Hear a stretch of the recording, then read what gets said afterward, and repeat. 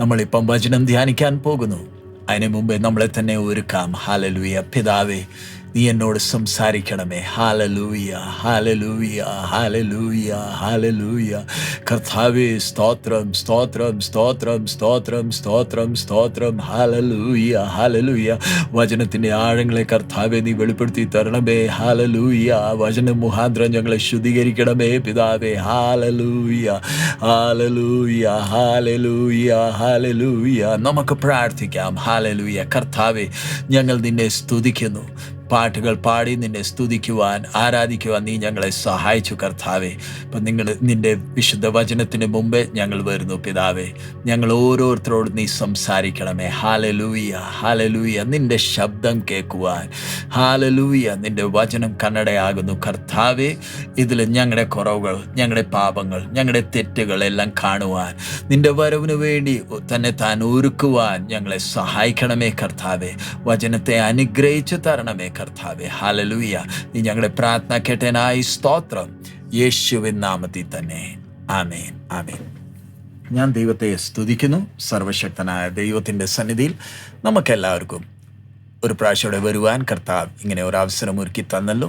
കഴിഞ്ഞ ആഴ്ച നമ്മൾ ഏലിശ എങ്ങനെ ഗിൽഗാലിൽ ക്ഷാമത്തിൻ്റെ സമയത്ത് അവിടെ 8ാമത്തെ അത്ഭുത പ്രവൃത്തി ചെയ്യുന്നത് നമ്മൾ കഴിഞ്ഞ ആഴ്ച ആ വിഷയം ശ്രദ്ധിച്ചു. എങ്ങനെ ആ കലത്തിൻ്റെ അകത്ത്, ആ കുടത്തിൻ്റെ അകത്ത് വിഷമുണ്ടെന്ന് ശിഷ്യന്മാർ അലറി പറയുമ്പോൾ ഒരു അത്ഭുത പ്രവൃത്തി നമുക്ക് കാണാം. അതിൽ ഉള്ള ആത്മീയ അർത്ഥങ്ങളെല്ലാം നമ്മൾ കഴിഞ്ഞ ആഴ്ച ശ്രദ്ധിച്ചു. സമയം ലാഭിക്കാൻ വേണ്ടി ഞാൻ അതിൽ മടങ്ങിപ്പോകുന്നില്ല. പക്ഷേ ഇന്ന് നമ്മൾ ശ്രദ്ധിക്കാൻ പോകുന്ന ഏലിശ ചെയ്ത 9ാമത്തെ അത്ഭുത പ്രവൃത്തി. അതിനായി നമുക്ക് 2 രാജാക്കന്മാരുടെ പുസ്തകം അതിൻ്റെ 4ാമത്തെ അധ്യായം, അതിൻ്റെ 42 തൊട്ട് 44ാമത്തെ വാക്യം വരെ നമുക്ക് വായിക്കാം. 2 രാജാക്കന്മാരുടെ പുസ്തകം അതിൻ്റെ 4ാമത്തെ അധ്യായത്തിൻ്റെ 42 തൊട്ട് 44ാമത്തെ വാക്യം വരെ നമുക്ക് വായിക്കാം. 2 Kings chapter 4, 42-44. അനന്തരം ബാൽ ശാലിശയിൽ നിന്ന് ഒരാൾ ദൈവപുരുഷന് ആദ്യഫലമായിട്ട് 20 യവത്തപ്പവും മലരും പൊക്കണത്തിൽ കൊണ്ടുവന്നു. ജനത്തിന് അത് തിന്മാൻ കൊടുക്ക എന്നവൻ കൽപ്പിച്ചു.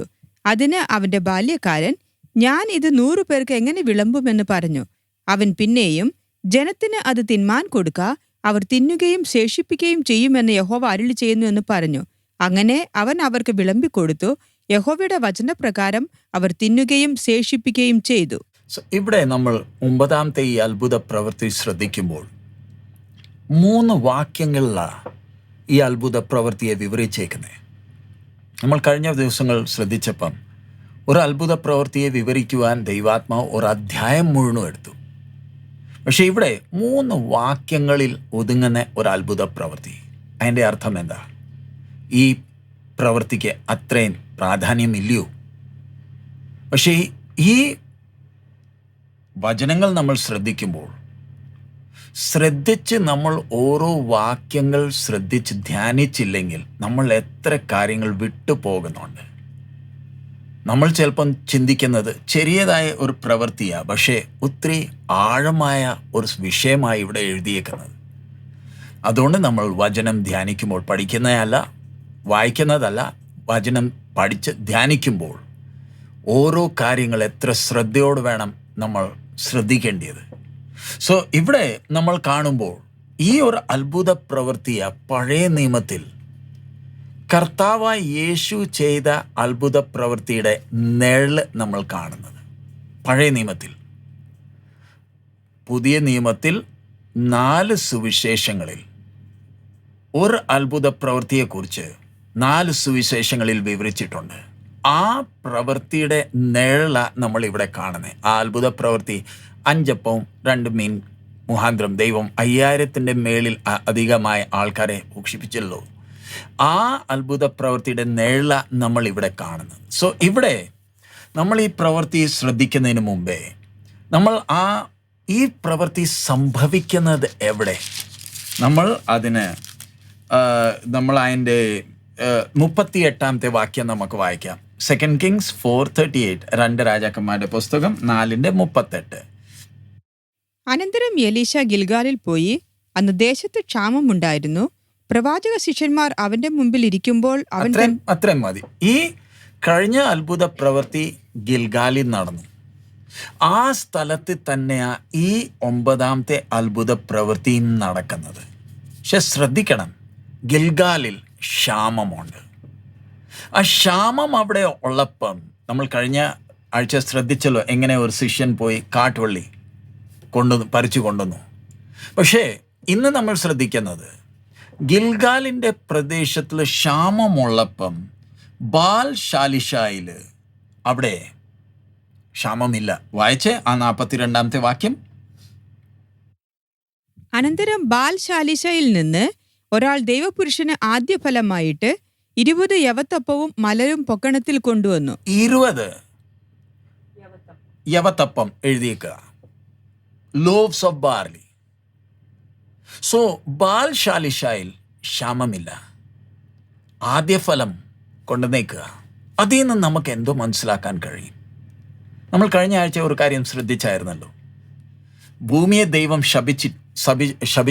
ശപിക്കുമ്പോൾ ഇവിടെ നിന്ന് മുള്ളും വിഷമുള്ള ചെടികളെല്ലാം വളരുമ്പോൾ മൃഗങ്ങൾക്കും മനുഷ്യർക്കും ദൈവം മണക്കാനുള്ള കഴിവ്, രുചിക്കാനുള്ള കഴിവ്, കാണാനുള്ള കഴിവുകൾ ദൈവം തന്നിരിക്കുന്നത്. നമ്മൾ ഓരോ കാര്യങ്ങൾ മനസ്സിലാക്കി വേണം ഓരോ ദിവസം മുന്നോട്ട് പോകുവാൻ.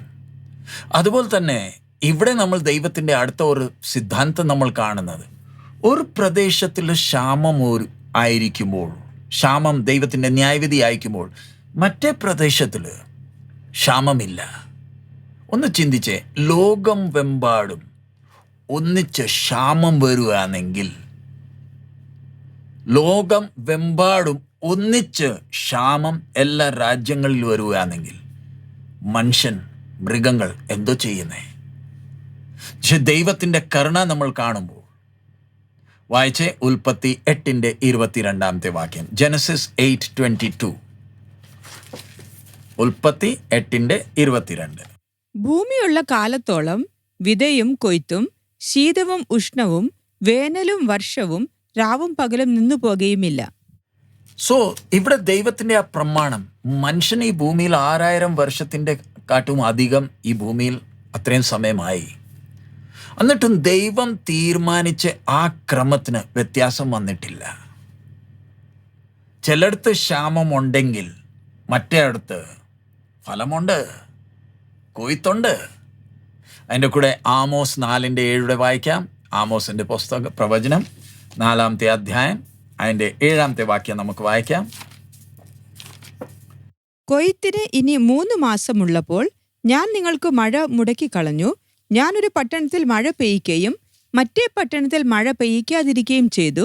ഒരു കണ്ടത്തിൽ മഴ പെയ്തു, മഴ പെയ്യാത്ത മറ്റേ കണ്ടം വരണ്ടുപോയി. സോ ഇവിടെ നമ്മൾ കാണുന്ന ദൈവത്തിൻ്റെ നന്മ, ദൈവത്തിൻ്റെ വിശ്വസ്തത, ദൈവത്തിൻ്റെ കൃപ. മനുഷ്യൻ ദൈവഹിതപ്രകാരം നടക്കുന്നില്ലെങ്കിലും ദൈവത്തിൻ്റെ കരുണ, ദൈവത്തിൻ്റെ കൃപ മനുഷ്യൻ അനുഭവിക്കുന്നുണ്ട്. ഇവിടെ ഗിൽഗാലിൽ ക്ഷാമം, അതേസമയം ബാൽശാലിശയിൽ ക്ഷാമമില്ല. അവിടെ കൊയ്ത്തുണ്ട്. സോ അവിടെ നമ്മൾ ദൈവത്തിൻ്റെ ആ സ്നേഹം, കരുതൽ നമ്മൾ കാണുമ്പോൾ അതെല്ലാം ഓർത്തോണ്ടില്ലയോ നമ്മൾ ദൈവത്തെ ആരാധിക്കേണ്ടത്, ദൈവത്തെ സ്തുതിക്കേണ്ടത്. നമ്മൾ കഴിഞ്ഞ ആഴ്ച ശ്രദ്ധിച്ചല്ലോ, 4 വിധത്തിലുള്ള ദൈവത്തിൻ്റെ ന്യായവിധി, അതിൽ ഒന്നാ ക്ഷാമം. സോ ഇന്ന് പക്ഷേ നമ്മൾ ബാൽശാലിഷായിന്ന് വരുന്ന ഈ വ്യക്തിയെ ഒന്ന് ശ്രദ്ധിക്കാം. ഇവിടെ ദൈവാത്മാവ് 2 രാജാക്കന്മാരുടെ പുസ്തകം 4-ാമത്തെ അധ്യായം 42 വാക്യത്തിൽ നമുക്ക് മടങ്ങി വരാം. 2 Kings 4:42.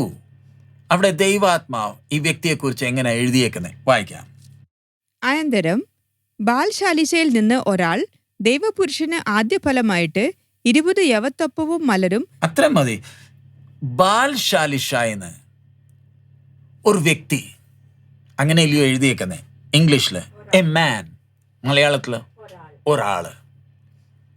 അദ്ദേഹത്തിൻ്റെ പട്ടണത്തിൻ്റെ പേര് ദൈവാത്മാവ് വെളിപ്പെടുത്തുന്നുണ്ട്. ശൂനേമിലെ ആ സ്ത്രീയുടെ പേര് പറഞ്ഞിട്ടില്ല. ചിലരുടെ പേര് ദൈവാത്മാവ് വെളിപ്പെടുത്തുന്നുണ്ട്, ചിലരുടെ പേര് ദൈവാത്മാവ് വെളിപ്പെടുത്തുന്നില്ല. ഇത്രയും എഴുതിയിട്ടുള്ളൂ ഒരാള്. ഇവിടെ ഇദ്ദേഹം, നമ്മൾ സ്ഥലം നോക്കിയാൽ ഗിൽഗാലും ബാൽ ശാലിശായും അടുത്തുള്ള പ്രദേശമല്ല, ഒത്തിരി ദൂരമാ. ഇവിടെ ഒരു വ്യക്തിക്ക് എങ്ങനെ അകത്തുള്ള ഒരു തോന്നൽ വന്നു, എനിക്ക് ദൈവപുരുഷന്റെ അടുത്ത് എൻ്റെ ആദ്യ ഫലം കൊണ്ടുപോകണം?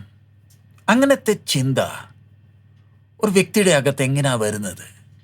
വായിച്ചേ, സങ്കീർത്തനം 37:23, സാംസ് 37:23. സങ്കീർത്തനം 37:23. ഒരു മനുഷ്യന്റെ വഴിയിൽ പ്രസാദം തോന്നിയാൽ യഹോവ അവന്റെ ഗമനം സ്ഥിരമാക്കുന്നു. ഒന്നുകൂടെ വായിച്ചേ. ഒരു മനുഷ്യന്റെ വഴിയിൽ പ്രസാദം തോന്നിയാൽ, ഒരു മനുഷ്യന്റെ വഴിയിൽ ദൈവം പ്രസാദം തോന്നിയാൽ യഹോവ അവന്റെ ഗമനം സ്ഥിരമാക്കുന്നു. അതിന്റെ അർത്ഥം, ഒരു വ്യക്തിയുടെ അകത്ത് ഇങ്ങനത്തെ ആഗ്രഹങ്ങളും ചിന്തകളും ഇടുന്നത് ദൈവമാ. വായിച്ചേ, ഫിലിപ്പിയർ 2:13, ഫിലിപ്പിയൻസ് 2:13, ഫിലിപ്പിയർ 2:13. ഇച്ഛിക്ക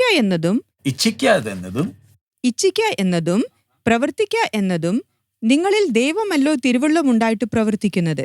നമ്മുടെ അകത്ത് ഇച്ഛയും പ്രവൃത്തി ചെയ്യുവാനുള്ള മനസ്സും ദൈവമില്ലയോ ഇടുന്നത്? ഒന്ന് നിന്ന് ആ വിഷയം ഒന്ന് ധ്യാനിക്കാമോ? ഒരു വ്യക്തിയുടെ അകത്ത് ഇച്ഛയും പ്രവർത്തിക്കാനുള്ള മനസ്സ്. ചിലർ പറയാറുണ്ട്, ഞങ്ങൾക്ക് അങ്ങനത്തെ മനസ്സില്ല, അങ്ങനത്തെ ഇച്ഛയുമില്ല. കാരണം ദൈവം ഇട്ടിട്ടില്ല. ദൈവം ഇടാതെ ഇങ്ങനത്തെ ഇച്ഛ വരത്തില്ലെന്നേ. ഒരു വ്യക്തിയുടെ ജീവിതം കണ്ട ദൈവം ആ ഇച്ഛകൾ ഇടുന്നത്. ഇവിടെ ഈ വ്യക്തിയുടെ അകത്ത് ദൈവപുരുഷന് ആദ്യഫലം കൊണ്ടുപോയി കൊടുക്കാൻ അങ്ങനത്തെ ഒരു മനസ്സ് ദൈവമല്ലയോ ഇട്ടത്? കാരണം ഇദ്ദേഹത്തിൻ്റെ നടപ്പ് കണ്ട് ദൈവം പ്രസാദിക്കുന്നുണ്ട്. ഇദ്ദേഹം പാർക്കുന്ന പട്ടണത്തിൻ്റെ പേര് ബാൽ ശാലിഷ. നമ്മൾ ചരിത്രം നോക്കിയാൽ ഈ പട്ടണത്തിൻ്റെ പേര് ശാലിഷായ. പക്ഷേ ആഹാബും യെസബേൽ വാണുകൊണ്ടിരുന്ന സമയത്ത് അവർ ചില പട്ടണങ്ങളുടെ പേര് മാറ്റി. അതിന് ഫസ്റ്റ് ക്രോണിക്കിൾസ് ചാപ്റ്റർ 5:23 വായിക്കേണ്ട, ഞാൻ ജസ്റ്റ് വായിച്ച. അവിടെ ഹെർമോന്റെ പേരിൻ്റെ കൂടെ ബാലും ചേർത്തിട്ടുണ്ട്. ബാൽ ഹെർമോൻ. ചില പട്ടണങ്ങളുടെ പേരവർ മാറ്റി ബാലിൻ്റെ പേര് ചേർത്തു. കാരണം അവിടെ മനുഷ്യൻ പാപത്തിൽ മുങ്ങി രസിച്ച് കിടക്കുന്ന സ്ഥലങ്ങളാ. ബിംബ ആരാധനയുടെ സ്ഥലമാ, വേശ്യാവൃത്തി നടക്കുന്ന സ്ഥലങ്ങളാ. അങ്ങനത്തെ ഇരുട്ട് നിറഞ്ഞ ഒരു പട്ടണത്തിൽ ഒരു വ്യക്തിയുടെ അകത്ത് ഒരാഗ്രഹം. ദൈവപുരുഷൻ ഗിൽഗാലിലായിരിക്കുന്നു. എനിക്ക് എൻ്റെ ആദ്യ ഫലം അദ്ദേഹത്തിന് കൊണ്ടുപോയി കൊടുക്കണം. അതിൽ നമ്മൾ ഒരു കാര്യം കൂടെ മനസ്സിലാക്കേണ്ടത്, എത്ര ഇരുട്ട് നിറഞ്ഞ പട്ടണം ആണെങ്കിലും ദൈവത്തിന് ഒരു ശേഷിപ്പുണ്ട്. എത്ര ഇരുട്ടാണെങ്കിലും, ഏത് കാലഘട്ടമാണെങ്കിലും, ഏത് തലമുറയാണെങ്കിലും ദൈവത്തിന് ഒരു ശേഷിപ്പുണ്ട്. ഉദാഹരണമായി ഉൽപ്പത്തി പുസ്തകത്തിൽ നമുക്ക് കാണാലോ, മനുഷ്യൻ പാപത്തിൽ രസിക്കുന്ന ഒരു സമയം, ദൈവം മനുഷ്യനെ ഉണ്ടാക്കി ദുഃഖിക്കുന്ന ഒരു സമയത്തും ഒരു നോവ, നീതിമാനായ ഒരു നോവ ഉണ്ടായിരുന്നു. അതുപോലെ തന്നെ മിസ്രൈമിൽ അവിടെ ഇസ്രായേൽ ജനം അവിടെ ചെന്ന് അവർ പെരുത്തു, അവരുടെ സംഖ്യ വളർന്നു. അവർക്ക് മടങ്ങിപ്പോകാൻ ഒരു ചിന്തയും ഇല്ലാത്ത സമയത്ത് ഒരു മോശയുണ്ട്. സോ നമ്മൾ നോക്കിയാൽ ദൈവത്തിൻ്റെ പ്രവൃത്തി ഏത് കാലഘട്ടമായിക്കോട്ടെ, എത്ര ഇരുണ്ട അവസരമായിക്കോട്ടെ, ഒരു ശേഷിപ്പ് എപ്പോഴും കാണും. ഇവിടെ ബാൽശാലിഷായിൽ ഒരു വ്യക്തിയുണ്ട്. ദൈവാത്മാവ് അദ്ദേഹത്തിൻ്റെ പേര് വെളിപ്പെടുത്തുന്നില്ല. അവിടെ നമ്മൾ അടുത്ത ഒരു കാര്യം ചിന്തിക്കേണ്ടത്, ഞാൻ പെട്ടെന്ന് ഓരോ കാര്യങ്ങൾ പറഞ്ഞു പോകുന്നേ. ഇന്ന് നമ്മൾ സാധാരണ വിശ്വാസ ഗോളത്തിൽ കാണുമ്പോൾ ആൾക്കാർക്ക് പേരും പെരുമയും ആഗ്രഹമുള്ള ഒരു സമയമാണ്. ആൾക്കാർക്ക് പബ്ലിസിറ്റി വേണം. ലോകം, ആൾക്കാർ, ജനം എന്നെ ഒന്ന് അറിയണം. അങ്ങനത്തെ ഒരു ആഗ്രഹം വെച്ചുകൊണ്ടാണ് ഒത്തിരി പേര് നടക്കുന്നത്. ലോകം എന്നെ അറിയണം.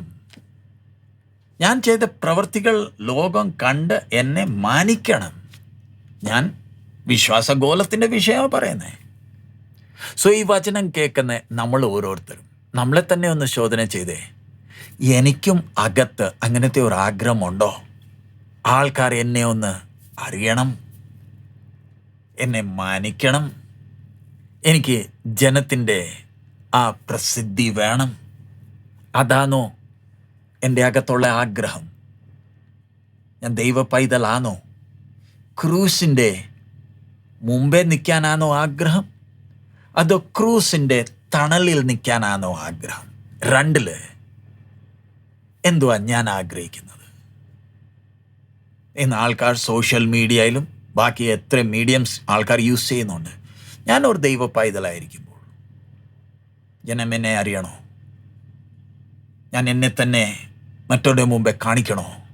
അതോ എൻ്റെ ജീവിതം കണ്ട് ആൾക്കാർ ക്രിസ്തുവിനെ കാണണമെന്നാണോ എൻ്റെ അകത്തുള്ള ആഗ്രഹം?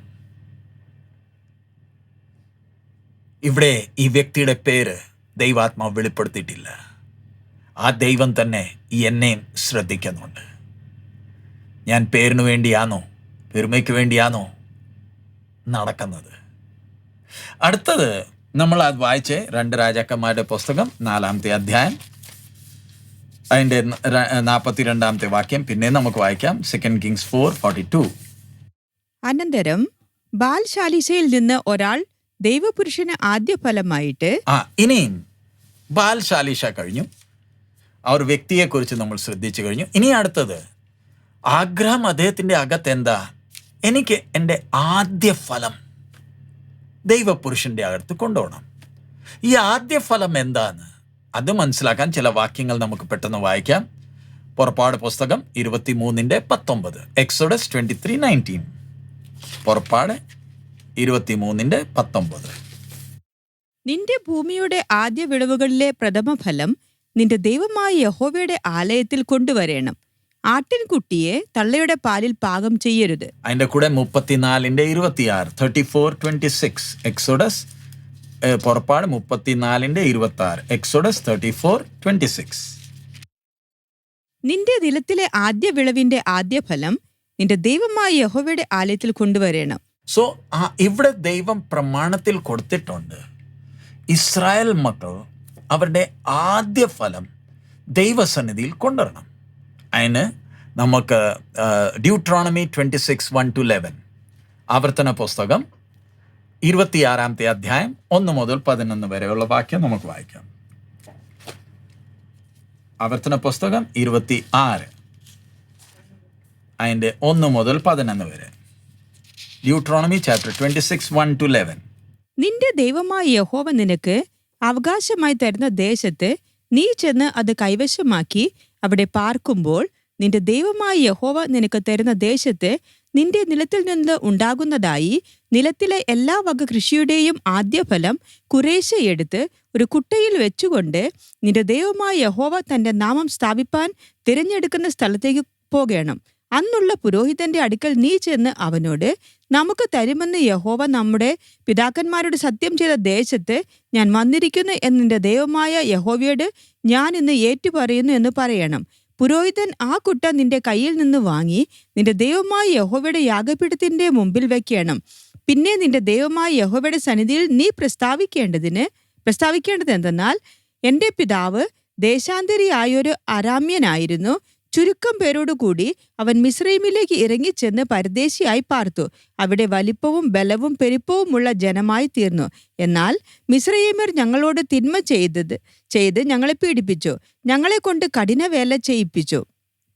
അപ്പോൾ ഞങ്ങൾ ഞങ്ങളുടെ പിതാക്കന്മാരുടെ ദൈവമായ യഹോവയോട് നിലവിളിച്ചു. യഹോവ ഞങ്ങളുടെ നിലവിളി കേട്ട് ഞങ്ങളുടെ കഷ്ടതയും പ്രയാസവും ഞെരുക്കവും കണ്ടു. യഹോവ ബലമുള്ള കൈയാലും നീട്ടിയ ഭുജത്താലും മഹാഭയങ്കര പ്രവൃത്തിയോടും അടയാളങ്ങളോടും അത്ഭുതങ്ങളോടും കൂടെ ഞങ്ങളെ മിസ്രയീമിൽ നിന്ന് പുറപ്പെടുവിച്ച് ഞങ്ങളെ ഈ സ്ഥലത്തേക്ക് കൂട്ടിക്കൊണ്ടുവന്നു. പാലും തേനും ഒഴുകുന്ന ഈ ദേശം ഞങ്ങൾക്ക് തന്നുമിരിക്കുന്നു. ഇതാ യഹോവേ, നീ എനിക്ക് തന്നിട്ടുള്ള നിലത്തിലെ ആദ്യഫലം ഞാനിപ്പോൾ കൊണ്ടുവന്നിരിക്കുന്നു. പിന്നെ നീ അത് നിന്റെ ദൈവമായ യഹോവയുടെ സന്നിധിയിൽ വെച്ച് നിന്റെ ദൈവമായ യഹോവയുടെ സന്നിധിയിൽ നമസ്കരിക്കണം. നിന്റെ ദൈവമായ യഹോവ നിനക്കും നിന്റെ കുടുംബത്തിനും തന്നിട്ടുള്ള എല്ലാ നന്മയിലും നീയും ലേവ്യരും നിങ്ങളുടെ മധ്യേയുള്ള പരദേശിയും സന്തോഷിക്കണം. സോ ഇവിടെ ദൈവം ഇവർക്ക് ഇസ്രായേൽ ജനത്തിന് കൊടുത്ത പ്രമാണത്തെക്കുറിച്ച് നമ്മൾ ശ്രദ്ധിക്കുന്നത്. ആദ്യത്തെ ഫലം ദൈവസന്നിധിയിൽ ഇവർ കൊണ്ടുവരുമ്പോൾ അവർ എന്തോ ആ പ്രവൃത്തി മുഖാന്തരം വെളിപ്പെടുത്തുന്നത്, ഇത് ദൈവത്തിൻ്റെ നന്മയാണ്, ഇത് അനുഭവിക്കുവാൻ എനിക്ക് ഒരു അർഹതയും ഇല്ല, ഇത് എൻ്റെ അവകാശമല്ല, ഇത് ദൈവത്തിൻ്റെ നന്മയാണ്, ദൈവത്തിൻ്റെ കൃപയാണ്. അതുകൊണ്ടില്ലേ ഇവിടെ ആവർത്തന പുസ്തകത്തിൽ ആ വിഷയം സ്പഷ്ടമായി വെളിപ്പെടുത്തിയേക്കുന്നത്. നമ്മുടെ ജീവിതത്തിലും നമുക്ക് ദൈവം ഓരോ കാര്യങ്ങൾ തരുമ്പോൾ ഞാൻ അതിനെ എങ്ങനെയാണ് വീക്ഷിക്കുന്നത്? എൻ്റെ മനസ്സിലെ ചിന്ത എന്താ? എൻ്റെ പ്രാർത്ഥനയുടെ മറുപടിയാണോ? ഇത് എൻ്റെ അവകാശമാണോ? അതോ ദൈവത്തിൻ്റെ നന്മയാണോ? ഈ ആദ്യ ഫലം കൊണ്ടുവരുമ്പോൾ ദൈവത്തിൻ്റെ നന്മ, എൻ്റെ അവകാശമല്ല, ഇത് ദൈവത്തിൻ്റെ കൃപയാ, ഞാൻ സൂക്ഷിപ്പുകാരൻ മാത്രം, അവകാശി ദൈവം. ഇന്ന് ചിലരുണ്ട്, അവരുടെ ആദ്യത്തെ ശമ്പളം അവർക്ക് കിട്ടുമ്പോൾ അവർ അതങ്ങനെ തന്നെ വേലയ്ക്ക് വേണ്ടി സമർപ്പിക്കുന്ന ചിലരുണ്ട്. ഞാൻ നിങ്ങളും അങ്ങനെ ചെയ്യണമെന്നല്ല ഞാൻ പറയുന്നത്. അവരുടെ അകത്ത് അങ്ങനത്തെ മനസ്സിടുന്നതും ദൈവമല്ലയോ? ഞങ്ങൾ ആരോടും നിങ്ങൾ വേലയെ സഹായിക്കണമെന്ന് പറഞ്ഞ് പറയാത്തതിൻ്റെ കാരണം ദൈവവേലയ്ക്ക് അതിൻ്റെതായ ഒരു ഡിഗ്നിറ്റി ഉണ്ട്. ഞാൻ ആ വിഷയം മുമ്പേ പറഞ്ഞിട്ടുണ്ട്. അതുകൊണ്ട് ഞാൻ പിന്നെയും അതിൽ പോകുന്നില്ല. ഞാൻ ഈ വിഷയങ്ങൾ നിങ്ങളുടെ മുമ്പേ വെക്കുന്നത്, ഈ വചനത്തിൽ ആ വിഷയം വരുന്നതുകൊണ്ട് നിങ്ങളുടെ മുമ്പേ അത് വെക്കുന്നതേ ഉള്ളൂ. അകത്തൊരാഗ്രഹം ഇടുന്നത് ദൈവമാ. ഇന്ന് ചിലർക്ക് മറ്റവർക്ക് കൊടുക്കാൻ ഒരാഗ്രഹം പോലും ഇല്ലാത്തത് ദൈവം ഇട്ടിട്ടില്ലെന്നേ. ഇവിടെ നമ്മൾ കാണുന്നത് ആദ്യ ഫലം.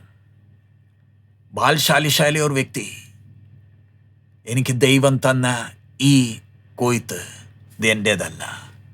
ഇനി അടുത്തത്, അദ്ദേഹം ദൈവപുരുഷൻ്റെ അടുത്താ കൊണ്ടുവന്നത്.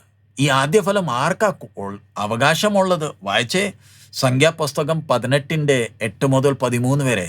സംഖ്യാപുസ്തകം 18, നമ്പേഴ്സ് 18:8-13. നമ്പേഴ്സ് 18:8-13. യഹോവ പിന്നെയും അഹരോനോട് അരുളി ചെയ്തത്, ഇതാ എൻ്റെ ഉദർച്ചാർപ്പണങ്ങളുടെ കാര്യം ഞാൻ നിന്നെ ഭരമേൽപ്പിച്ചിരിക്കുന്നു. ഇസ്രായേൽ മക്കളുടെ സകല വസ്തുക്കളിലും അവയെ ഞാൻ നിനക്കും നിന്റെ പുത്രന്മാർക്കും ഓഹരിയായും ശാശ്വത അവകാശമായും തന്നിരിക്കുന്നു. തീയിൽ ദഹിപ്പിക്കാത്തതായി അതിവിശുദ്ധ വസ്തുക്കളിൽ വെച്ച് ഇത് നിനക്ക് ഉള്ളതായിരിക്കണം. അവർ എനിക്ക് അർപ്പിക്കുന്ന അവരുടെ എല്ലാ വഴിപാടും സകല ഭോജനയാഗവും സകല പാപയാഗവും സകല അകൃത്യയാഗവും അതിവിശുദ്ധമായി നിനക്കും നിന്റെ പുത്രന്മാർക്കും ഇരിക്കണം. അതിവിശുദ്ധ വസ്തുവായിട്ട് അത് ഭക്ഷിക്കണം. ആണുങ്ങളെല്ലാം അത് ഭക്ഷിക്കണം. അത് നിനക്ക് വേണ്ടി വിശുദ്ധമായിരിക്കണം. ഇസ്രായേൽ മക്കളുടെ ദാനമായുള്ള ഉദാർച്ചാർപ്പണമായ ഇത് അവരുടെ സകല നീരാജന യാഗങ്ങളോടും കൂടെ നിനക്കുള്ളതാകുന്നു. ഇവയെ ഞാൻ നിനക്കും നിന്റെ പുത്രന്മാർക്കും പുത്രിമാർക്കും ശാശ്വത അവകാശമായി തന്നിരിക്കുന്നു. നിന്റെ വീട്ടിൽ ശുദ്ധിയുള്ളവനെല്ലാം അത് ഭക്ഷിക്കാം. എണ്ണയിൽ വിശേഷമായതൊക്കെയും പുതുവീഞ്ഞിലും ധാന്യത്തിലും വിശേഷമായതൊക്കെയും ഇങ്ങനെ അവർ യഹോവയ്ക്ക് അർപ്പിക്കുന്ന ആദ്യഫലമൊക്കെയും ഞാൻ നിനക്ക് തന്നിരിക്കുന്നു. അവർ തങ്ങളുടെ ദേശത്തുള്ള എല്ലാറ്റിലും യഹോവയ്ക്ക് കൊണ്ടുവരുന്ന ആദ്യഫലങ്ങൾ നിനക്ക് ആയിരിക്കണം. നിന്റെ വീട്ടിൽ ശുദ്ധിയുള്ളവനെല്ലാം അത് ഭക്ഷിക്കാം. ഇവിടെ നമ്മൾ ശ്രദ്ധിച്ചത്, പ്രമാണത്തിൽ കൊടുത്തേക്കുന്ന ആദ്യത്തെ ഫലം അത് പുരോഹിതന്മാരുടെ അവകാശത്തിലുള്ളതാ. പക്ഷെ ഇവിടെ നമ്മൾ നോക്കുമ്പോൾ ഈ ബാൽശാലിശായി എന്ന് വരുന്ന ഈ വ്യക്തി ദൈവപുരുഷന്റെ അടുത്ത് എന്തിനാ ഇത് കൊണ്ടുവരുന്നത്? അതിൻ്റെ പുറയിലുള്ള അർത്ഥം എന്താ? ദൈവാത്മാവ് എന്തുവാ വെളിപ്പെടുത്തുന്നത്? ബാൽശാലിഷായിൽ അല്ലെ ഇസ്രായേലിലെ ഈ വ്യക്തിക്ക്, ഇസ്രായേലിൽ ആലയമില്ല, ആലയം യഹൂദയിലാണ്. അങ്ങോട്ട് പോകാൻ സമരിയക്കാർക്ക് കഴിയത്തുമില്ല. പുരോഹിത വർഗവും ഇസ്രായേലില്ല. സോ എന്തോ ചെയ്യും? ആലയമില്ല, പുരോഹിതന്മാരും ഇല്ല, അങ്ങോട്ട് പോകാൻ കഴിയത്തുമില്ല. സോ ഈ ആദ്യ ഫലം കൊടുക്കണോ? ഇതാർക്ക് കൊടുക്കും? അങ്ങനെ ഇരിക്കുമ്പോൾ ഈ വ്യക്തി ദൈവത്തിൻ്റെ പ്രമാണത്തിൻ്റെ ആശയം മനസ്സിലാക്കി ഈ ആദ്യ ഫലം ദൈവപുരുഷൻ്റെ അടുത്ത് കൊണ്ടുവരുന്നത്. അതാ എലീശ. ദൈവാത്മാവ് എഴുതിയേക്കുന്നത് ദൈവപുരുഷൻ. ദൈവപുരുഷൻ ആ വാക്ക് പഴയ നിയമത്തിൽ വേറെ ചില സ്ഥലങ്ങളിൽ ഉപയോഗിച്ചിട്ടുണ്ട്. ആവർത്തന പുസ്തകം 33:1. ഞങ്ങളത് വായിക്കാൻ പോകുന്നില്ല. നിങ്ങൾക്ക് എഴുതണമെങ്കിൽ എഴുതാം. ആവർത്തന പുസ്തകം 33:1, 1 സാമുവേൽ 2:27, 9:6, 1 രാജാക്കന്മാരുടെ പുസ്തകം 17:18. ഇത്രയും വാക്യങ്ങൾ പഴയ നിയമത്തിലുണ്ട്. പുതിയ നിയമത്തിൽ 1 തിമോത്തിയോസ് 6:11, 2 തിമോത്തിയോസ് 3:17. ഈ വാക്യങ്ങളിൽ ദൈവപുരുഷൻ, മാൻ ഓഫ് ഗോഡ് എഴുതിയേക്കുന്നതിൻ്റെ അർത്ഥം, ആശയം എന്താ? ഈ വാക്ക് അദ്ദേഹത്തിൻ്റെ വ്യക്തിത്വത്തെ അല്ല വെളിപ്പെടുത്തുന്നത്, അദ്ദേഹത്തിനുള്ള ആ സ്ഥാനമാണ്, ആ പൊസിഷൻ. എലീശ ദൈവപുരുഷൻ എന്ന് പറയുമ്പോൾ ഈ വ്യക്തി തൻ്റെ ജീവിതം മുഴുവനും ദൈവ സേവനത്തിനു വേണ്ടി സമർപ്പിച്ച ഒരു വ്യക്തിയാണ്. അതുകൊണ്ട് പുരോഹിതൻ അല്ലെങ്കിലും ദൈവപുരുഷനാ അദ്ദേഹം അവകാശി. സോ നമ്മൾ ദൈവത്തിൻ്റെ വചനം നമ്മൾ ധ്യാനിക്കുമ്പോൾ, അത് നമ്മുടെ ദൈനിക ജീവിതത്തിൽ നമ്മൾ പ്രയോഗത്തിൽ കൊണ്ടുവരുമ്പോൾ നമ്മൾ എത്ര ശ്രദ്ധിക്കേണ്ടത്, ആ വചനത്തിൻ്റെ പുറയിലുള്ള ആശയം നമുക്ക് മനസ്സിലായിട്ടുണ്ടോ? ഇന്ന് വചനത്തിൽ സ്പഷ്ടമായി കൊടുത്തിട്ടുണ്ട്, നമുക്ക് വിശ്വാസികൾ നമുക്ക് ഒന്നിച്ച് കൂട്ടായ്മ വേണം, കൂട്ടായ്മ ആചരിക്കണം, തന്നെ ഇരിക്കാൻ പാടില്ല.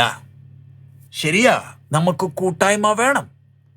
പക്ഷെ ആരുമായിട്ടാണ് ഞാൻ കൂട്ടായ്മ വെക്കേണ്ടത്? ഇന്ന് നമ്മുടെ മുമ്പേ വരുന്ന ഒരു വലിയ പ്രതിസന്ധി പറഞ്ഞാൽ, ഇന്ന് തിരുമേശയിൽ പങ്കെടുക്കാൻ ആഗ്രഹമുണ്ട്, പക്ഷെ ഇന്ന് ഒത്തിരി പേരുണ്ട്. എവിടെ പോയി പങ്കെടുക്കുന്നേ? കാരണം വിക്വാരം നമ്മൾ കാണുന്നത് ആ ചെറിയ പാത്രവും ആ ചെറിയ ഗ്ലാസ്, അതിൻ്റെ പുറത്തൊരു വേഫർ. കത്രുമേശ ഒരു കളിയായി മാറി, ദൈവത്തെ പരിഹസിക്കുന്ന ഒരു രീതിയായി അത് മാറി. അതിൻ്റെ ആ ഗൗരവം അങ്ങ് മാറിപ്പോയി. ഇതൊരു ചടങ്ങാക്കി മാറ്റി. അവിടെ പോയി നമുക്ക് എടുക്കാനൊക്കൂ? അങ്ങനത്തെ കത്രുമേശ പോയി എടുക്കുന്നവർ നമ്മൾ മനസ്സിലാക്കണം, ഞാൻ ക്രിസ്തുവിൻ്റെ ശരീരത്തെ പരിഹസിക്കുക. ചെറിയ കപ്പ് അസുഖം പിടിക്കുമെന്ന് പറഞ്ഞുകൊണ്ട്. സോ അങ്ങനെ ഇരിക്കുമ്പോൾ ഞാൻ എവിടെ പോയി കത്രുമേശ എടുക്കേണ്ടത്? നമ്മൾ ശ്രദ്ധിക്കേണ്ടത്, വചനത്തിൻ്റെ പ്രമാണത്തിൽ നമുക്ക് അങ്ങോട്ടും ഇങ്ങോട്ടും മാറാൻ അനുവാദമില്ല. വചനപ്രകാരം തിരുമേശ നടത്തുന്നുണ്ടെങ്കിൽ ഞങ്ങൾ അതിൽ പോയി പങ്കെടുക്കും. പക്ഷേ അത് വചനപ്രകാരം അല്ലെങ്കിൽ ഞങ്ങൾ അതിൽ പങ്കെടുക്കത്തില്ല. സോ ഇനി അടുത്തത് എപ്പോഴാണ് എടുക്കുന്നത്? ദൈവം തക്ക സമയത്ത് കർത്താവിൻ്റെ അഭിഷിക്തന്മാരെ അയക്കും. അതുവരെ കാത്തിരിക്കുക. പക്ഷേ നമ്മൾ കത്രുമേശ പങ്കെടുത്തില്ലെങ്കിലും എടുക്കാൻ ആഗ്രഹമുണ്ട്. സാഹചര്യം അങ്ങനത്തെ അല്ലാത്തതുകൊണ്ട് മാത്രമാണ് എടുക്കാൻ കഴിയാത്തത്. അങ്ങനെ ഇരിക്കുമ്പോൾ നമ്മൾ ചെയ്യേണ്ടത്, ക്രിസ്തുയുടെ മരണത്തെ ഇല്ലയോ ഈ തിരുമേശ കാണിക്കുന്നത്? അതെനിക്ക് എൻ്റെ ജീവിതത്തിൽ ഓരോ ദിവസവും ഓർക്കാമല്ലോ. ക്രിസ്തുവിൻ്റെ മരണം, ക്രിസ്തുവിൻ്റെ ഉയർത്തെഴുന്നേൽപ്പ്, കർത്താവിൻ്റെ 2ാം വരവ്, അതെനിക്ക് ദൈനിക ജീവിതത്തിൽ എനിക്ക് ഓർത്ത് ആ സമർപ്പണത്തിൽ എൻ്റെ ഓട്ടം തികയ്ക്കാമല്ലോ. ദൈവം തക്ക സമയത്ത് തൻ്റെ അഭിഷക്തന്മാരെ നമ്മളെ അടുത്ത് അയക്കും. സോ ഇവിടെ വിഷയം, ഈ പുരുഷൻ ഈ അപ്പം എടുത്തുകൊണ്ട് ദൈവപുരുഷന്റെ അടുത്ത് വരിക. ഇനി അടുത്തത് നമ്മൾ താഴെ നോക്കുന്നത് വായിച്ചേ, പിന്നെയും ആ 42 വാക്യം നമുക്ക് വായിക്കാം. 2 രാജാക്കന്മാരുടെ പുസ്തകം 4:42, ആ സെയിം വാക്യം. അനന്തരം ബാൽശാലിശയിൽ നിന്ന് ഒരാൾ ദൈവപുരുഷന് ആദ്യഫലമായിട്ട് 20 യവത്തപ്പവും മലരും പൊക്കണത്തിൽ കൊണ്ടുവന്നു. സോ ഇവിടെ ഈ പുരുഷൻ അടുത്ത് കൊണ്ടുവന്ന ആ ദാനത്തെ നമ്മളൊന്ന് നോക്കാം. ആ ചാക്കൊന്ന് തുറന്ന് ദൈവത്തിൻ്റെ ആത്മാവ് ഈ ചാക്കിൻ്റെ അകത്ത് കൊണ്ടുവന്ന ഓരോ സാധനം വിവരിക്കുക. 20 യവത്തപ്പം, അത് മാത്രമല്ല അതിൻ്റെ കൂടെ എന്തുണ്ട്? മലരും. ഒന്ന് ഇംഗ്ലീഷിലാണെങ്കിൽ fresh ears of grain in his sack. മലയാളത്തിൽ എങ്ങനെ? അത്രയും എഴുതിയിട്ടേ ഉള്ളൂ. വായിച്ചേ ആ ഭാഗം. 20 യവത്തപ്പവും മലരും പൊക്കണത്തിൽ കൊണ്ടുവന്നു. എങ്ങനെ? 20 യവത്തപ്പവും മലരും.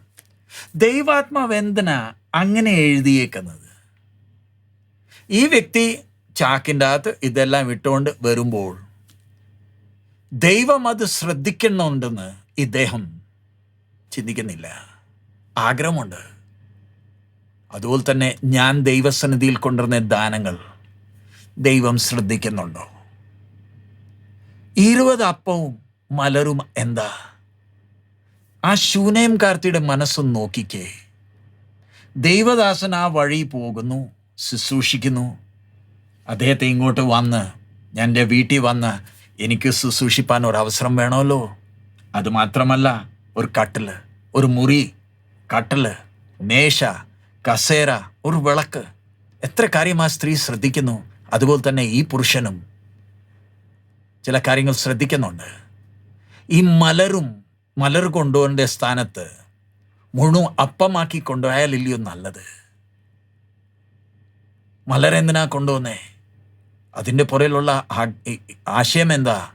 ഈ അപ്പം കൊണ്ടുപോയാൽ ഉടനെ തന്നെ ഭക്ഷിക്കാം. ദൈവപുരുഷന് ഉടനെ തന്നെ ഭക്ഷിക്കാം.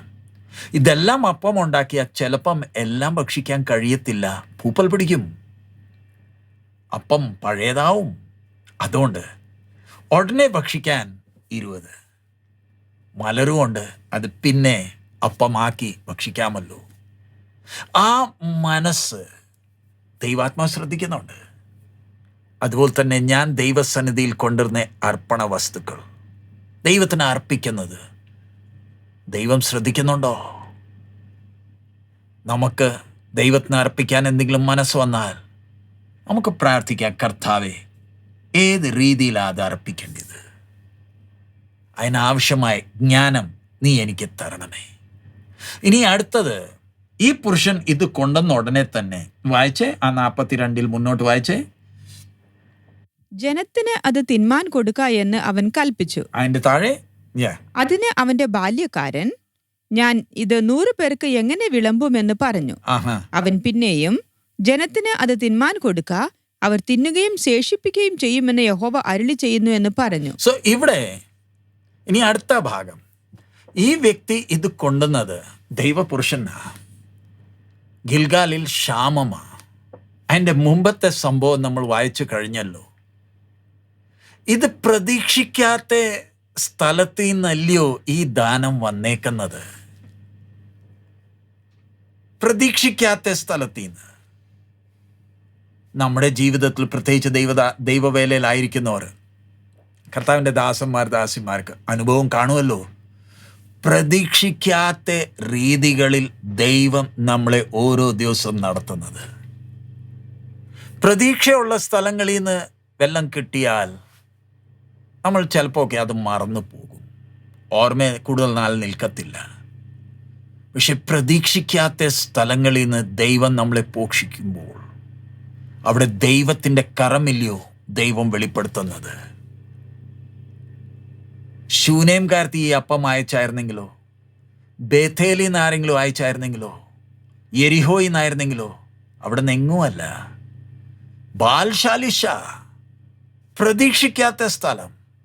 ഏലിശ അപ്പം നോക്കുമ്പോൾ ഇത് ദൈവത്തിൻ്റെ കരമാ.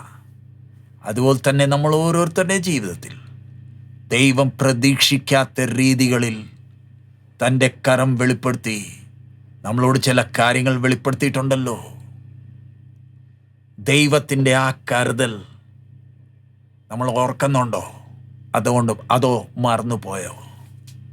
വിശ്വസ്തനാ, നമ്മളെ ഇന്നും കരുതുന്നവനാ.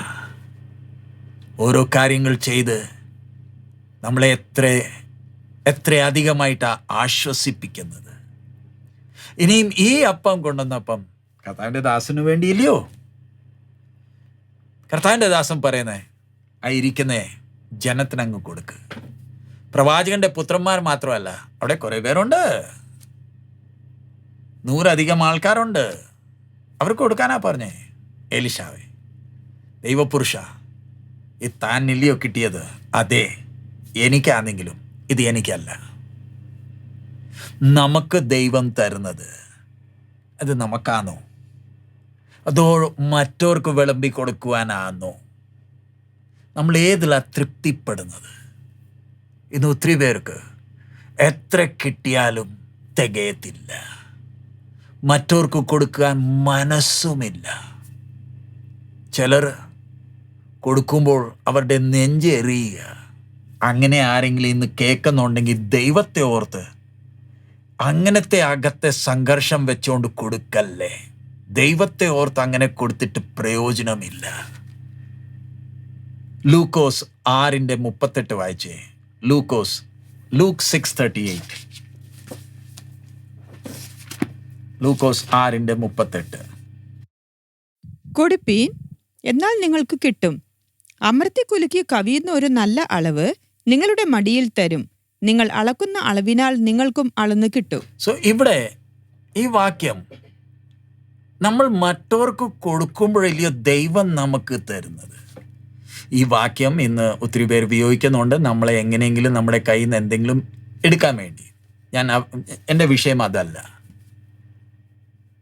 നമ്മൾ ഏതളവിൽ മറ്റവർക്ക് അളന്നു കൊടുക്കുന്നോ, ദൈവം നമുക്കും ആ അളവിലാ അളന്നു തരുന്നത്.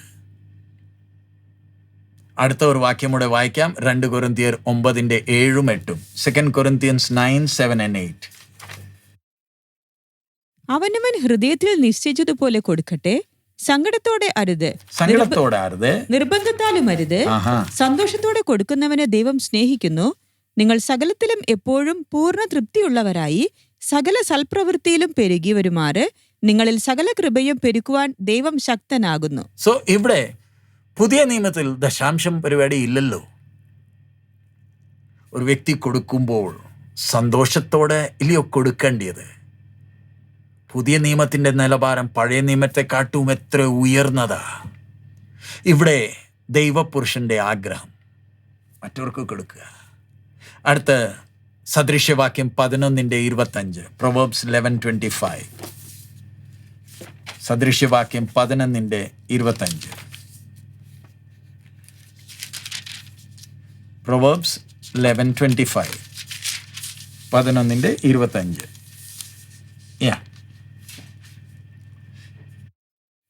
ഔദാര്യ മനസ്സൻ പുഷ്ടി പ്രാപിക്കും, തണുപ്പിക്കുന്നവന് തണുപ്പ് കിട്ടും. ഇവിടെ ഇംഗ്ലീഷിലാണ് whoever brings blessings will be enriched and the one who waters will himself be watered. ഒന്നുകൂടെ മലയാളത്തിൽ വായിച്ചു. ഔദാര്യ മാനസൻ പുഷ്ടി പ്രാപിക്കും, തണുപ്പിക്കുന്നവന് തണുപ്പ് കിട്ടും. സോ ഇവിടെ നമ്മൾ ഇത്രയും വാക്യങ്ങൾ ശ്രദ്ധിച്ചല്ലോ. എലീശാവ് പറയുന്നത് മറ്റവർക്ക് കൊടുക്കുക. അന്നേരം ആ ദാസൻ 2 രാജാക്കന്മാർ 4:43 വായിച്ചേ. ഇങ്ങനത്തെ മനസ്സുള്ള ദൈവപുരുഷന്റെ കൂടെയുള്ള ഒരു വ്യക്തിയുടെ മനസ്സൊന്ന് ശ്രദ്ധിച്ചേ. അതിന് അവന്റെ ബാല്യക്കാരൻ, ഞാനിത് 100 പേർക്ക് എങ്ങനെ വിളമ്പുമെന്ന് പറഞ്ഞു. ബാല്യക്കാരൻ പറയുന്നത് ഇത് മിക്കവാറും ഗഹസി ആയിരിക്കാം. ആ പറയുന്ന വാക്കൊന്ന് ശ്രദ്ധിച്ചേ. ഇത് ഞാൻ എങ്ങനെ മറ്റവർക്ക് എങ്ങനെ കൊടുക്കുമെന്ന് വായിച്ചേ, മുഴുവൻ വായിച്ചേ. അതിന് അവന്റെ ബാല്യക്കാരൻ, ഞാനിത് 100 പേർക്ക് എങ്ങനെ വിളമ്പും? 20 അപ്പമുണ്ട്, 100 പേർക്ക് ഇതെങ്ങനെ വിളമ്പുന്നേ? സാധാരണ ബുദ്ധിയുള്ളവൻ ജ്ഞാനമുള്ളവൻ അങ്ങനെ ചിന്തിക്കത്തേ ഉള്ളല്ലോ. നമ്മളാണെങ്കിൽ നമ്മളും അങ്ങനെ തന്നെ ചിന്തിക്കുമല്ലോ. കർത്താവായ യേശുവും ശിഷ്യന്മാരോട് അങ്ങനെ തന്നെ പറഞ്ഞപ്പം അന്ത്രിയാസൊക്കെ പറഞ്ഞത് എന്താ? ഇവിടെ ഈ ശിഷ്യൻ പറയുന്നത് ഇതെങ്ങനെ കൊടുക്കാനാ? നമ്മുടെ വിശ്വാസത്തിൻ്റെ പരിശോധന. ദൈവപുരുഷ, മറ്റവരങ്ങനെ പറയുമ്പോൾ നിന്റെ വിശ്വാസം, അതിന് ദൈവദാസൻ പറയുന്നത് എന്താ? വായിച്ചേ. അവൻ പിന്നെയും ജനത്തിന് അത് തിന്മാൻ കൊടുക്ക. ജനത്തിന് നീ അത് തിന്നുവാൻ കൊടുക്ക. ദൈവപുരുഷ, നീ അത് ഏത് അടിസ്ഥാനത്തിലാ പറയുന്നത്? അതേത് അടിസ്ഥാനത്തിലാ? ദൈവത്തിൽ എന്തുകൊണ്ട് ആ വിശ്വാസം? 20 അപ്പം 100 പേര്, ഇതാണോ വിശ്വാസം? അതോ ഇത് പോഷത്വമാണോ? ഇന്ന് ദൈവ പൈതലുടെ വിശ്വാസം ലോകം കാണുമ്പോൾ പ്രശംസിക്കുകയല്ല, അവർ പരിഹസിക്കുക. അവർ പറയുന്നത് ഇത് പോഷത്വമാ. 20 അപ്പം 100 പേര്. അതെ, ദൈവവിശ്വാസമുള്ളവന് ലോകത്തിൻ്റെ സ്വീകരണം വേണ്ട. നിങ്ങൾ ഏത് രീതിയിൽ ചിന്തിക്കുന്നോ അത് എനിക്കൊരു വിഷയമേ അല്ല. പറഞ്ഞ പോലെ ചെയ്യുക, കൽപ്പന അനുസരിക്കുക. ശ്രദ്ധിക്കണം, നമ്മുടെ വിശ്വാസം അത് നമ്മളെ ബലപ്പെടുത്തുന്നത്.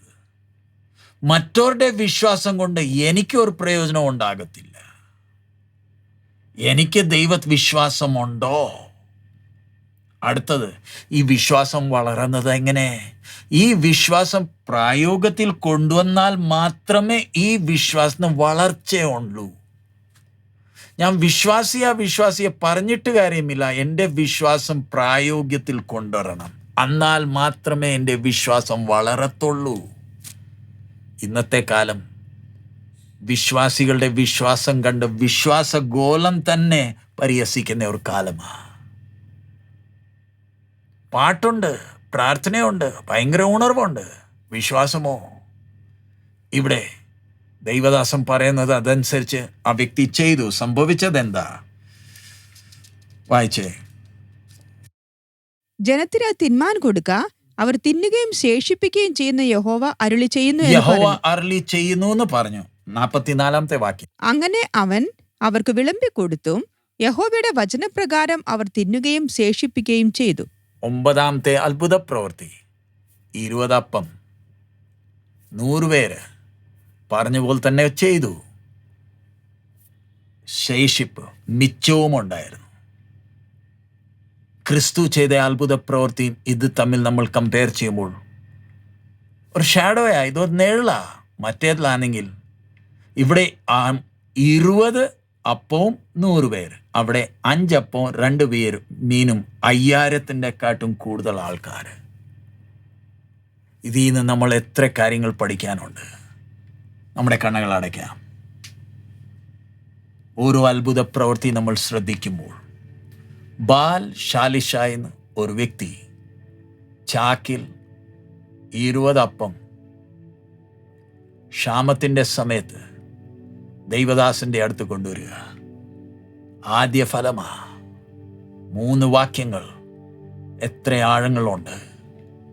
നമ്മളെ തന്നെ ഈ വചനത്തിന് മുമ്പേ ശോധന ചെയ്യാം. എൻ്റെ മനസ്സ്, എൻ്റെ ചിന്ത, എൻ്റെ അർപ്പണം, എൻ്റെ വിശ്വാസം സ്വർഗം ശ്രദ്ധിക്കുന്നുണ്ട്. ഹല്ലേലൂയ. ദൈവത്തിന് നമ്മുടെ പൈസയോ വേറെ ഒരു കാര്യവും ദൈവത്തിന് വേണ്ട. പക്ഷെ ഞാൻ ദൈവസന്നിധി അർപ്പിക്കുമ്പോൾ ഞാൻ എന്തുവാ വെളിപ്പെടുത്തുന്നത്? ഇത് ദൈവത്തിൻ്റെ നന്മയാ. ദൈവത്തിൻ്റെ നന്മയാ. അനുഗ്രഹം കിട്ടാൻ വേണ്ടിയല്ല. ഇന്ന് ഒത്തിരി ഭിക്ഷ ചോദിക്കുന്നവർ, ഭിക്ഷക്കാര്, വേഷം മാറി വേദോസ്തം കൈ പിടിച്ചുകൊണ്ട് പരസ്യമായി തെണ്ടുന്നത് നമുക്ക് കാണാം. ദൈവദാസന്മാരല്ല, ദൈവ വിളിയുള്ളവരെ അല്ല, ഇത് ഭിക്ഷക്കാരാ, ചന്തയിൽ ഇരിക്കേണ്ടിയവരാ. കീറിയ വസ്ത്രം ഇട്ടുകൊണ്ട് അവിടെ തെണ്ടപാത്രം എടുത്ത് ഇരിക്കേണ്ടിയവർ. അവരുടെ ബുദ്ധി ഉപയോഗിച്ച് അവർ ഇന്ന് വേദോസ്തം എടുത്തോണ്ട്, യേശുവിൻ്റെ നാമം എടുത്തുകൊണ്ട് ആൾക്കാരെ വഞ്ചിക്കുന്നത് നമുക്ക് കാണാം. നിങ്ങൾ കൊടുത്താൽ അനുഗ്രഹം കിട്ടും. ജനം വഞ്ചിക്കപ്പെടുക. ഞാൻ ദൈവസന്നിധിയിൽ അർപ്പണം കൊണ്ടുവരുമ്പോൾ അനുഗ്രഹം കിട്ടാൻ വേണ്ടിയാണോ? എൻ്റെ മനസ്സ്, എൻ്റെ നിലവാരം, എൻ്റെ വ്യക്തിത്വം എല്ലാം സ്വർഗം ശ്രദ്ധിക്കുന്നുണ്ട്. ഹല്ലേലൂയ. ഈ വചനം ആർക്കും ന്യായവിധിക്ക് കാരണമാകല്ലേ. ദൈവം ഈ വചനത്താൽ നമ്മളെ ഓരോരുത്തരെ അനുഗ്രഹിക്കുമാറാകട്ടെ. കൂട്ടായ്മ കഴിഞ്ഞിട്ട് തന്നെ ഇരുന്ന് വചനത്തെ ധ്യാനിക്കുക, തന്നെ താനെ ശോധന ചെയ്യുക, ക്രമപ്പെടുത്തേണ്ട കാര്യങ്ങളെ ക്രമപ്പെടുത്തുക. കർത്താവിൻ്റെ വരവടുത്തു. ഹല്ലേലൂയ. നമുക്ക് പ്രാർത്ഥിക്കാം. കർത്താവെ, ഞങ്ങൾ നിന്നെ സ്തുതിക്കുന്നു. തന്ന ഈ കൂട്ടായ്മയ്ക്കായി സ്തോത്രം. പാട്ടുകൾ പാടി നിന്നെ ആരാധിക്കുവാൻ, അത് കഴിഞ്ഞിട്ട് വചനം ധ്യാനിക്കുവാൻ നീ ഞങ്ങളെ സഹായിച്ചതിനായി സ്തോത്രം പിതാവേ. നീ ഞങ്ങൾ ഓരോരുത്തരോട് സംസാരിക്കുന്നതിനായി സ്തോത്രം. ഞങ്ങളുടെ മനസ്സിൻ്റെ അകത്തെ എല്ലാ വിഷയങ്ങളും നീ അറിയുന്നു. ഞങ്ങൾക്ക് മനുഷ്യരിൽ നിന്ന് കാര്യങ്ങൾ ഒളിപ്പിച്ചു വെക്കാം, നിന്റെ സന്നിധിയിൽ മറച്ചു വെക്കാൻ കഴിയത്തില്ല. പിതാവേ, നീ പ്രവർത്തിക്കണമേ, ഞങ്ങളെ ശുദ്ധീകരിക്കണമേ, നിന്റെ ഹിതപ്രകാരം ജീവിപ്പാൻ ഞങ്ങളെ സഹായിക്കണമേ. ഞങ്ങളുടെ ജീവിതത്തെ ക്രമപ്പെടുത്തുവാൻ നീ ഞങ്ങളെ സഹായിക്കണമേ. ഞങ്ങളുടെ ഹൃദയത്തിൻ്റെ അകത്ത് പൊങ്ങി വരുന്ന ഓരോ ആശയങ്ങളും എല്ലാം നിനക്ക് പ്രസാദമുള്ളതായി തീരണമേ. പിതാവേ, വചനത്താൽ ഞങ്ങളെ അനുഗ്രഹിച്ചതിനായി സ്തോത്രം. കർത്താവേ, ഈ ആഴ്ച ഇന്ത്യയിലെ ഇലക്ഷൻസിൻ്റെ ഒടുവിലത്തെ ഫേസാ. ഇതുവരെ സമാധാനത്തിൻ്റെ അന്തരീക്ഷത്തിൽ ഇലക്ഷൻസ് നടക്കുവാൻ നീ സഹായിച്ചു. കർത്താവേ, ഒടുവിലത്തെ ഫേസും സമാധാനത്തിൻ്റെ അന്തരീക്ഷത്തിൽ നടക്കുവാൻ നീ സഹായിക്കണമേ. സാത്താൻ്റെ എല്ലാ തന്ത്രങ്ങളെ സ്വർഗത്തിലും ഭൂമിയിലും സകല അധികാരം പ്രാപിച്ച യേശുവിൻ്റെ നാമത്തിൽ സാത്താൻ്റെ എല്ലാ തന്ത്രങ്ങളെ ഞങ്ങൾ നശിപ്പിക്കുന്നു. സാത്താനെ, നിനക്ക് ഇന്ത്യയിലെ സമാധാനത്തെ നശിപ്പിക്കാൻ ഒരു അവകാശവുമില്ല. കർത്താവായ യേശുവേ, നീ പ്രവർത്തിക്കണമേ, നീ പ്രവർത്തിക്കണമേ. കർത്താവേ, ഈ ആഴ്ച പഞ്ചാബിൽ നടക്കുന്ന യൂത്ത് കോൺഫറൻസിനെ നിന്റെ കയ്യിൽ ഏൽപ്പിക്കുന്നു. കർത്താവെ, വിവിധ രാജ്യങ്ങളിൽ നിന്ന് യവനക്കാർ യാത്ര ചെയ്തു വരുമ്പോൾ തക്ക സമയത്ത് അവിടെ എത്തുവാനും നിന്റെ സന്നിധിയിൽ ഞങ്ങൾ സമയം ചെലവാക്കുമ്പോൾ ഞങ്ങൾക്ക് എല്ലാവർക്കും അത് അനുഗ്രഹത്തിൻ്റെ കാരണമാക്കി തീർക്കണമേ. അവിടുത്തെ വോളണ്ടിയേഴ്സും പുറേ പണി ചെയ്യുന്നവരും വചനം കേൾക്കുന്നവരും വചന ശുശ്രൂഷ ചെയ്യുന്നവരും എല്ലാവരും കർത്താവെ, നിന്റെ സാന്നിധ്യത്തിൻ്റെ ആ അന്തരീക്ഷം അനുഭവിച്ചുകൊണ്ട് കർത്താവെ, നിന്റെ സാന്നിധ്യത്തിൻ്റെ ആ സന്തോഷം അനുഭവിക്കാൻ നീ സഹായിക്കണമേ. Thank you Lord. എല്ലാ മാനമോത്വം നിനക്കായി അർപ്പിക്കുന്നു. ചെയ്തെല്ലാം നന്മയ്ക്കായി സ്തോത്രം. ഈ ആഴ്ച നിന്റെ ഹിതപ്രകാരം ജീവിക്കാൻ ഞങ്ങളെ സഹായിക്കണമേ. നീ ഞങ്ങളുടെ പ്രാർത്ഥന കേട്ടനായി സ്തോത്രം. യേശുവിൻ നാമത്തിൽ തന്നെ ആമേൻ. പിതാവിൻ്റെ സ്നേഹം, പുത്രന്റെ കൃപയും പരിശുദ്ധാത്മായുടെ കൂട്ടായ്മ നമ്മൾ ഓരോരുത്തരുടെ കൂടെ കർത്താവിൻ്റെ വരവ് വരെ ഉണ്ടായിരിക്കുമാറാകട്ടെ. ആമേൻ. ദൈവം നമ്മളെ ഓരോരുത്തരെയും അനുഗ്രഹിക്കുമാറാകട്ടെ. ഈ ആഴ്ച ഇന്ത്യയിലെ ഇലക്ഷൻസിൻ്റെ ലാസ്റ്റ് ഫേസാ, അതിനുവേണ്ടി പ്രാർത്ഥിക്കുക. അടുത്തത് മെയ് 30 തൊട്ട് ജൂൺ 2 വരെ പഞ്ചാബിലുള്ള യൂത്ത് കോൺഫറൻസിനെ ഓർത്ത് നിങ്ങൾ പ്രാർത്ഥിക്കുക, ക്യാമ്പിന് വേണ്ടി പ്രാർത്ഥിക്കുക. സോ ഞങ്ങളും അത് കഴിഞ്ഞിട്ട് പഞ്ചാബിൽ 4 ദിവസത്തെ എൽഡേഴ്സിൻ്റെ ക്ലാസ് ഉണ്ട്. അതുകൊണ്ട് ആ ക്ലാസ്സിനെ ഓർത്ത് നിങ്ങൾ പ്രാർത്ഥിക്കുക. ഇന്ന് സൂം മീറ്റിംഗ്സ്, ഇനി 2-3 ആഴ്ച സൂം മീറ്റിംഗ്സ് കാണത്തില്ല. ഞങ്ങൾ പഞ്ചാബിൽ പോയി തിരിച്ച് വന്ന് കഴിഞ്ഞിട്ട് നിങ്ങളെ അറിയിക്കുന്നതായിരിക്കും. അത് കഴിഞ്ഞിട്ടായിരിക്കും സൂം മീറ്റിംഗ്സ് നടക്കുന്നത്. ഞങ്ങളെ ഓർത്ത്, ശുശ്രൂഷയെ ഓർത്ത് നിങ്ങൾ പ്രാർത്ഥിക്കുക. ദൈവം നിങ്ങളെ എല്ലാവരെയും അനുഗ്രഹിക്കുമാറാകട്ടെ. നമ്മുടെ കർത്താവ് വേഗം വരാറായി. മാരനാഥ.